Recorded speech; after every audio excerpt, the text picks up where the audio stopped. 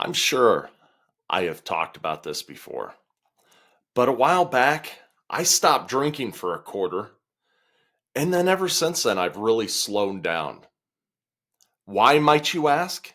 Well, it all has to do with my 6-year-old daughter, who said innocently enough one day, "Daddy, why do you drink more beer than water?" Quite frankly, it didn't take me too long at this point to figure out my priorities, because I generally run my priorities through what I call a headstone litmus test. And I'm going to tell you about that process here in a moment. Leaders are not born in a womb. They are forged through heat, pressure, and a whole lot of sweat.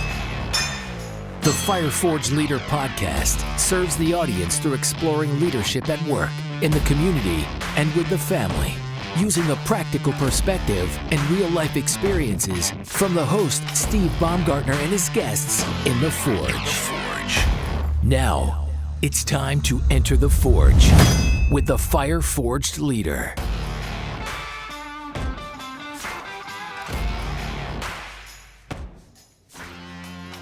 What is up, leaders?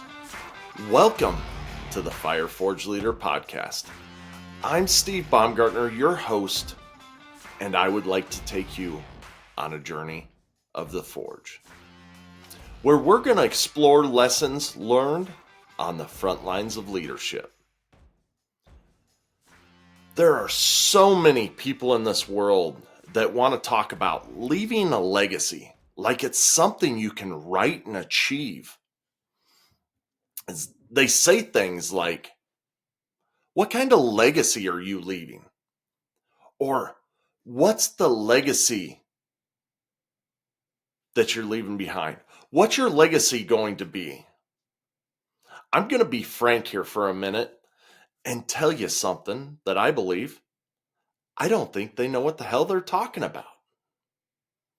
Okay, calm down, everybody. Calm down. Here's the distinction that I really want to make with this one. I think that when people talk about legacy, a lot of times they get it mixed up with vision.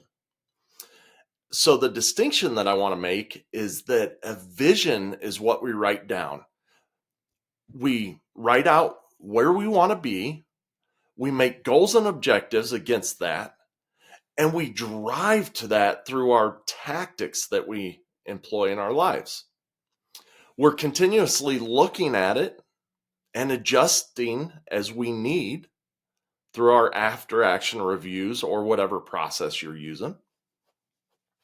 However, our legacy, we live our legacy. So let's look at the definition of legacy for a second. And you're going to see what I mean, I believe. So a legacy is something that a person leaves behind to be remembered by. So let's think about that for a minute. Stop and think about it. When you remember someone who's passed away from this world, what do you think of? Do you think about their money that they left behind? Do you think about their possessions? Of course not.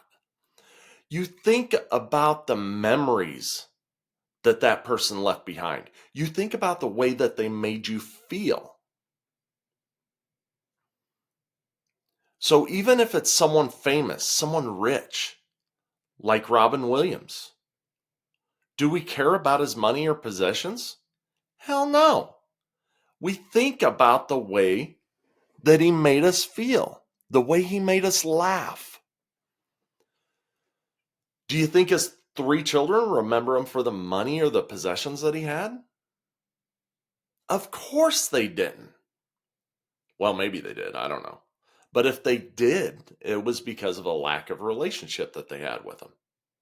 Now, I'm not making any speculations about Robin Williams' personal life. I don't know what it was like. I don't know what his relationships were like. So I'm not going to speculate. But let's get back to this idea of living a legacy. How in the hell do you do that exactly? Well, for me, I line out my priorities and my decisions with a quick Headstone litmus test. And really, this test is pretty simple. It's very simple.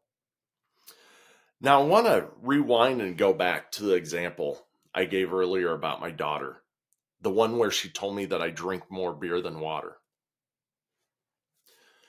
Let's clear a few things up around that real quick. I don't drink a lot of beer because of all the carbs. My daughter is 6 years old, and any alcohol that a man drinks, she interprets as beer. Okay, I don't feel the the need to teach her about alcohol, so that's what it is. So, the fact of the matter, when it comes down to it, I was actually drinking a gallon of water a day at work. Okay, so it really wasn't true. However, when I would get home from work, I'd pour myself a bourbon and I would have a couple a night. I would slow sip them. I absolutely loved the taste of bourbon. But here's the deal, folks. All she saw was the latter portion, the bourbon drinking. So here's how my process works. I take that comment. I simply look at the relationship that I have with the person. I look at the situation, and in my head, I write a headstone for myself. Yeah, I get you. It's pretty morbid. But listen, if we don't look at our own death, we can't even begin to consider legacy. So, anyways, the picture in my head on this headstone was Steve Baumgartner, devoted and engaged father who drank more beer than water. Guys, I know this process sounds silly, but when someone, a loved one, is working to memorialize things about that person who passed, they do it in one of a couple places. They do it in obituary, they do it at a eulogy, and they do it at their headstone. The reason why I chose headstone is because it's short, right? We can make a pretty profound statement. And what people do on a headstone a lot of times is pick like the 10 most impactful words. And this is how they think of that person. That's how they remember this relationship with that person. So when I read that headstone to myself in my head, is that really what I want my daughter to believe about me? If I was to die today, is that what I want my daughter to remember me by? Hell no, it isn't. Everything after the comma is something I don't want her to think about.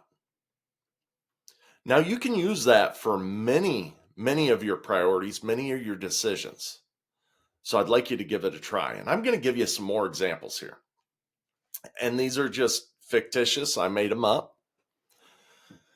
Steve was a long-term husband, but loved golf more than his family. Could you imagine if that's the impression that you leave your wife with when you leave this earth? Or how about your employees? Steve paid me very well, and I had good benefits. But every time I made a mistake, he screamed in my face. Or how about a friendship? Steve was a good friend when it was convenient for him. But when I needed something, he was the best hide and seek champion in the world. So when you put this litmus test or any other means similar to use, you start living your legacy. After a while, It doesn't even need to be reactive. I find myself, before I make a decision, I run that decision through this litmus test. You don't always have to wait for it to be reactive. You start to use it whenever you start to make a decision. This is how you live your legacy. Every decision counts. Every interaction matters. Leave something for your loved ones to remember you by. Now, leaders, you have come here once again to listen to this message. But listening is not enough. What are you going to apply this week, this month, and this year? What are you going to apply that helps you become a better leader?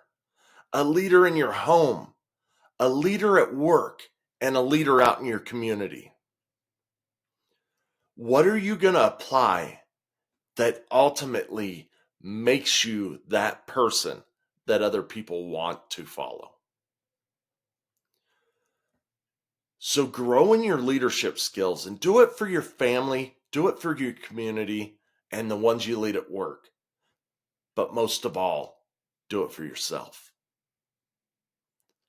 Lead with intent, my friends.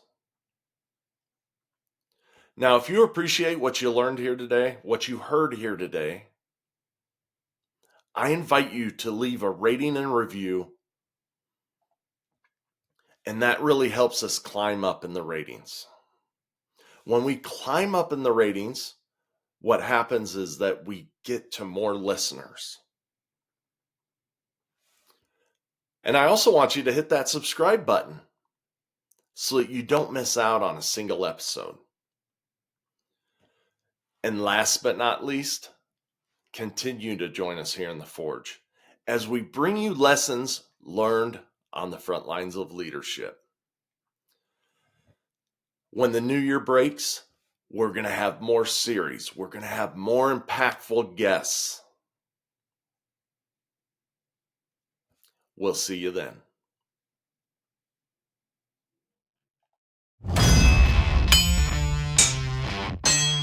You have just experienced the heat and pressure of the Forge.